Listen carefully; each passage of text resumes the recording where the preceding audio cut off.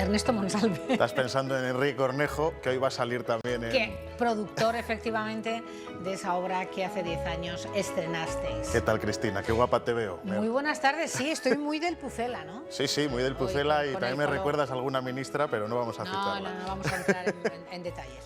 ¿Cómo estás? Muy bien, muy bien. Además, deseando, hoy llevamos hablando y adelantando ese día a los 100 años que cumpliría mañana Miguel Delibes, sí, y lo vamos a hacer también musicalmente. Claro que sí, y hoy, si me lo permites, voy a ser un poquito protagonista, humildemente. Hombre, tú siempre en tu tiempo eres protagonista. Bueno, realmente el protagonista es Miguel Delibes, que mañana efectivamente cumpliría 100 años, y quiero hablar de la obra Maestro da Miguel Delibes, que en su momento la comisión encargada de conmemorar al escritor nos encargó al poeta Carlos Aganzo y a mí, a él la letra y a mí la música, en el año 2010. Ahí estamos, en aquel momento en que lo hace 10 estrenamos. años, qué jovencito. Lo estás ahora también, ¿eh? Pero fíjate, 10 años, esto es para la sección de Ramón. ¿Cómo hemos cambiado? Efectivamente.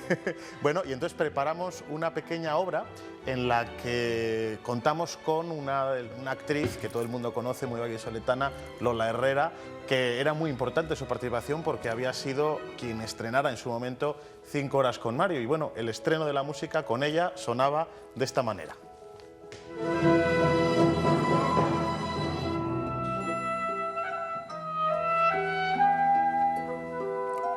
La trompeta de agua de la fama suena por los duelos a la primera sangre y las noches de insomnio literario.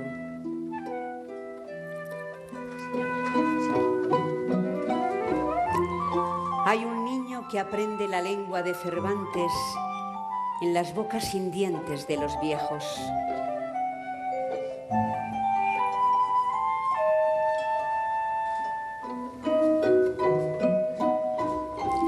Fíjate, Don Juan y doña Inés, yo en ese momento tenía 24 años y fue un encargo muy emotivo. No era la primera obra que yo componía, pero sí una que tenía una gran carga emocional, por dos razones. Primero, porque Miguel Delibes había sido muy amigo de mi abuelo en su infancia. Los dos vivían juntos en la calle Colmenares en los años 20 y en los años 30. Y además Lola Herrera, yo la admiraba por una serie que también recordarás, La Casa de los Líos. La Casa de los Líos, claro que sí. Claro, que yo la veía en mi infancia con mis abuelos y bueno, yo la admiraba mucho y fíjate, me tenía que acercar... Fíjate luego la vida... Las vueltas que da, y claro, yo me tenía que acercar a su casa en Madrid. Me acuerdo que tuve que preparar, era un estreno, por lo tanto no existían grabaciones, y hubo que preparar la música pregrabada al piano. Yo le grababa sobre la música los textos, cómo había que añadirlos y estas cosas, y bueno, me acercaba a su casa para hacer los ensayos in situ con ella, y yo me veía ahí pues con 24 años con una señora... Un pipiolín con doña claro, Lola Herrera. Doña Lola, que era totalmente pues admirable, era genial, y yo pasé con Pero ella... fíjate este pipiolín de la tierra, Ernesto Monsalve, nada. que creó esta obra. Hoy estamos hablando de Miguel Delibes. Sí, bueno, pero y además lo recordamos, ¿no? Cuando lo presentasteis, sí, y cuando pudimos efectivamente. Bueno, hablar de esa creación de dos paisanos, y claro que sí. dedicado al maestro. Claro que era una obra que hablaba de su vida a través de 4 alegorías, que son Campo Grande, que representaba la infancia al aire libre, que representaba pues digamos la madurez, Campo Grande, y Maestro, que es el final, que es un poco la eternidad. Y de alguna manera...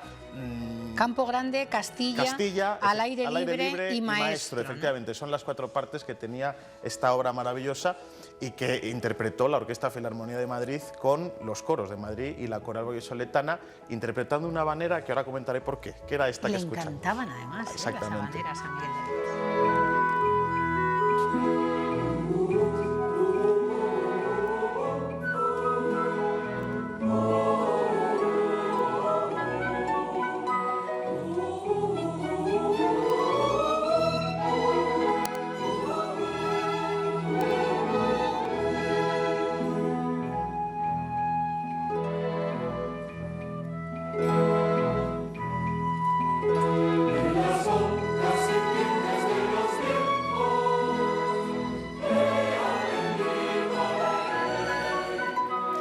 La habanera era el género favorito de Miguel Delibes, lo había aprendido, lo había interiorizado en su etapa en la Marina. Ya sabemos que estuvo en el ejército, en la guerra luchando, Sí.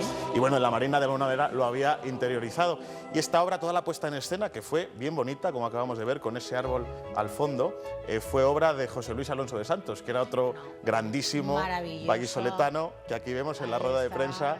Grande entre los grandes también, Claro que sí. Directores, dramaturgos, Claro que y sí. nuestro Enrique, querido Enrique Cornejo, que desde aquí le mandamos un besazo a Enrique. sí, que acaba de recibir además un premio de manos de Su Majestad el Rey hace poco, también le han felicitado esta semana. Sí, bueno, pues ellos dos fueron los artífices de la producción y del resultado escénico, que fue maravilloso. ¿Y cómo fue el día? Pues el día, que fue en noviembre del año 2010, hace ahora 10 años, pues claro, era un acto que se quería hacer institucional, donde solo iba a estar la familia de Delibes, las autoridades, etcétera, pero se difundió por toda la ciudad, en el Teatro Zorrilla de Valladolid, Teatro de Enrique. pero se difundió y se desbordaron totalmente las expectativas. Claro, porque se abrió parte al público, ¿no? Pero muy poco, es que la hablábamos, demanda fue claro, hablamos tremenda. de 90 a 100 entradas, porque el Teatro Zorrilla es pequeñito, es Sí, poco sí, más de sí. 500, y la demanda fue gigantesca. Entonces esta casa, Castilla y León Televisión, lo retransmitió para que lo pudieran Siempre ver. nosotros ahí al cabo de, Claro que sí. dar respuesta, ¿eh? De hecho, estas imágenes que estamos viendo son de la retransmisión de aquel momento, y el momento final, que era totalmente emotivo. Yo me acuerdo que Lola era incapaz... nos tienes que contar anécdotas, Sí, que ahora las os la hay, cuento. ¿eh? Lola era incapaz de terminar el ensayo, nunca pudimos hacer la obra entera, sobre todo el final, que era la parte que hablaba del final, de la eternidad de Miguel Delibes, porque se echaba a llorar y había que interrumpir, y yo digo, jo, ¿cómo va a ser? Mira cómo era. A ver, a ver, a ver.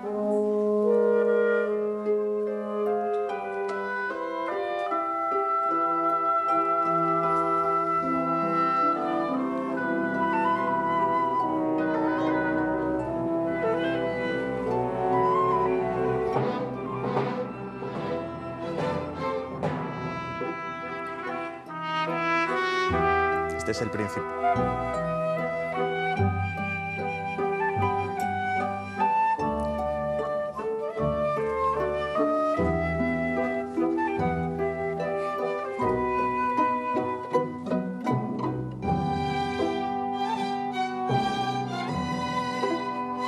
Bueno, vemos aquí el principio, Campo Esto es el Grande. principio. Vamos a encontrar el ese final lo momento vamos a al que se encontrar. refería No pasa nada, Ernesto. te voy contando anécdotas, porque al final hablábamos de las últimas palabras que Miguel Delibes había incorporado al diccionario y las traducíamos a sus últimos momentos de recogimiento, de paz en Valladolid, en Castilla y León, también recordando a Ángeles, su mujer, que de alguna manera fue tan importante en su vida. Y fíjate lo que pasó.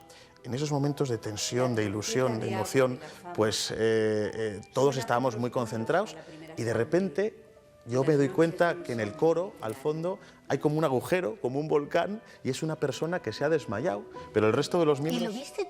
Claro, yo estaba ¿Percataste? dirigiendo en ese momento. Claro. Y en ese mismo momento, pues yo estaba observando cómo faltaba esa persona, el resto del coro no se atrevía a moverse porque estábamos continuando con la obra, y digo, ¿qué ha pasado? No, que se ha desmayado. Entonces paro y tengo que hacer la típica pregunta de las películas, ¿hay algún médico en la sala? ¿Tuviste que hacer claro, esa pregunta? hubo que parar la representación en ese mismo momento, y ¿sabes qué médico? ¿Y fue había médicos? Había muchos médicos, pero el que salió fue el que entonces era alcalde de Valladolid, Francisco Javier León de la Riva. Salió el entonces alcalde de Salió, Valladolid. efectivamente, y gracias a sus cuidados, y a que no fue nada, fue sencillamente una lipotimia propia del calor. Los focos, el exactamente, calor, una miembro del coro se había desmayado. Pero fíjate, la curiosidad es la siguiente.